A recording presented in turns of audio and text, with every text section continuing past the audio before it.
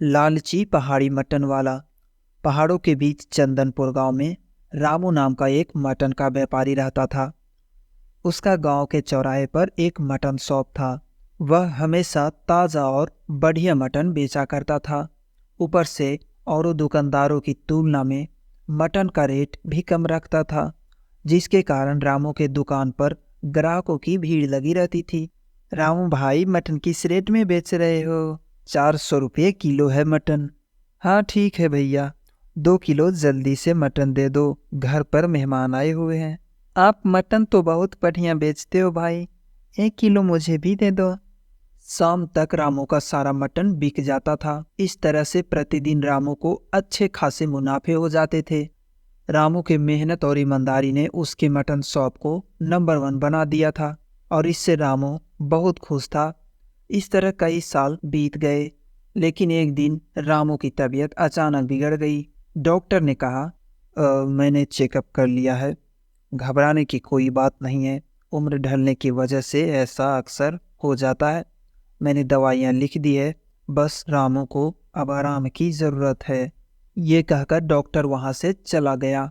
उसके बाद रामू अपने जवान बेटे रवि से कहता है, बेटा, मैं तो अब बूढ़ा हो चुका हूँ, मटन की दुकान मुझसे अब नहीं संभाली जाएगी, ये दुकान अब तुम्हें ही संभालना पड़ेगा। उसके बाद मटन शॉप का सारा काम रामू के बेटे रवि संभालने लगा। तभी एक ग्राहक आकर बोलता है, बेटा रामू दिखाई नहीं दे रहा है। अंकल, दरअसल पिताजी की तबीयत ठीक नहीं है, डॉक्टर ने उन्हें आराम करने को कहा है, इसलिए अब से मटन शॉप मैं ही चलाऊंगा। ठीक है बेटा, मुझे ज़रा 2 किलो बढ़िया मटन दे दो, घर पर मेहमान आए हुए हैं। इस तरह से मटन शॉप की दुकान ठीक ठाक चल रही थी, पर रवि इस मुनाफे से ज़्यादा खुश नहीं था।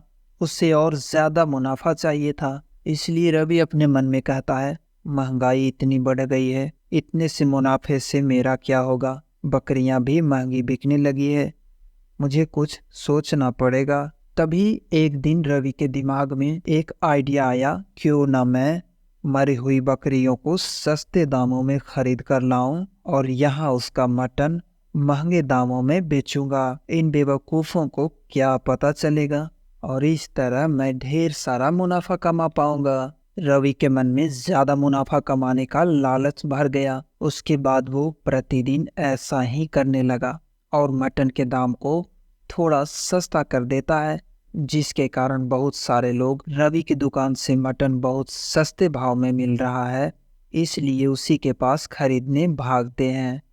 एक दिन एक कस्टमर आता है और कहता है, रवि जी, मुझे 1 किलो मटन चाहिए, आप अपने मटन शॉप से बढ़िया सा मटन लाकर दीजिए। इस गांव में आपके अलावा और कोई मटन इतने सस्ते दामों में नहीं देता, इसका कारण क्या है? आप इतनी सस्ती भाव में मटन क्यों बेचते हो? ऐसा कुछ नहीं है भाई, मैं बाकी व्यापारियों की तरह ज्यादा लाभ कमाने की लालच नहीं रखता। कस्टमर को मैं भगवान स्वरूप मानता हूँ और मैं उन्हें धोखा नहीं देता। उनको खुश रखना ही मेरा पहला कर्तव्य है। आजकल की दुनिया में आप जैसे अच्छे व्यापारी बहुत कम देखने को मिलते हैं। लाभ के बारे में ना सोचकर कस्टमर की सुविधा के अनुसार व्यापार करना आपको ही आता है। ठीक है भाई साहब, अभी चलता हूँ। आप और आपकी मटन शॉप हमेशा सलामत रहे। कस्टमर के जाने के बाद रवि अपने मन में सोचता है, हाँ ठीक है, यह कस्टमर की बातें हैं, सस्ते भाव में मिल रहा है इसलिए खरीद रहे हैं, लेकिन माल कैसा है कोई नहीं देख रहा। पागल लोग मरे हुए बकरियों का मांस बेच रहा हूँ, अगर यह बात जानेंगे तो उल्टियाँ कर कर मर जाएंगे। मैं और मेरा व्यापार हमेशा सलामत रहे, ऐसी दुआ भी देकर जाते हैं। अगर मैं ज़्यादा भाव बढ़ा दिया ना तो यही लोग मुझे डांटते हुए नजर आएंगे, बेकार कहीं के। तभी उसी शाम ललन जी नाम का एक कस्टमर रवि के दुकान में आता है।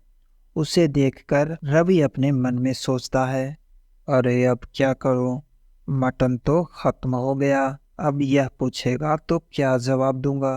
तभी कस्टमर कहता है, ओ रवि जी, मुझे 1 किलो मटन दीजिए ना, आपके यहाँ पे मटन बहुत अच्छा मिलता है। इसलिए मैं हमेशा आपके पास से ही मटन लेकर जाता हूँ। अरे भाई साहब, मटन दरअसल खत्म हो गया है। आप कल सुबह ही आ जाइए, अच्छा मटन दूंगा। अरे अरे रवि जी, ऐसा मत बोलिए, क्योंकि आज मेरे घर मेहमान आए हुए हैं। मैं उनको मटन खिलाने का वादा कर चुका हूँ और आप मटन नहीं है ऐसा बोल रहे हैं। कैसे भी करके मटन दीजिए ना, नहीं तो आज मेरे रिश्तेदारों के सामने मेरी नाक कट जाएगी। आप चाहे तो मैं इसके लिए दोगुने पैसे दे सकता हूँ, लेकिन किसी तरह मुझे मटन दे दो भाई। दोगुने पैसे की बात सुनकर रवि के मन में लालच भर जाता है और वह फिर अपने मन में सोचता है, हाँ ये ठीक रहेगा, मैं इसे कुत्ते का मांस दे देता हूँ। इसे थोड़ी ना पता चलेगा और पैसे भी तो दोगुने दे रहा है। अच्छा ठीक है भाई, आप इतना कह ही रहे हो तो हम आपकी बात कैसे टाल सकते हैं। इसलिए मैंने अपने लिए 1 किलो मटन निकाल कर रखा था, वही ले जाइए। वाह वाह रवि जी, यही तो आपकी अच्छाई है। जल्दी कीजिए, मुझे जाना है। इस तरह रवि ललन जी को कुत्ते का मांस दे देता है। उसके अगले दिन ललन जी को उल्टियां शुरू हो जाती है और वह बोल नहीं पा रहा था। जब जब बोलने की कोशिश करता तो सिर्फ कुत्ते की तरह भौं भौं कर चिल्लाने लगता है। इस बात की ललन जी पुलिस स्टेशन में शिकायत करता है। पुलिस इंस्पेक्टर कहता है, कौन हो आप, क्या कंप्लेंट है, आपको किस तरह सहायता कर सकते हैं। तभी ललन जी कहते हैं,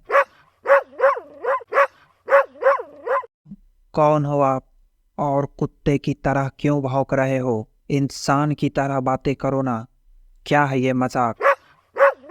अरे ये क्या मजाक है, पुलिस स्टेशन में आकर कुत्ते की तरह क्यों भौंक रहे हो आप। कांस्टेबल, तुरंत ही इसे लॉकअप में डाल दो और इसकी धुलाई कर दो, तब जाकर इसकी होश ठिकाने आएगी।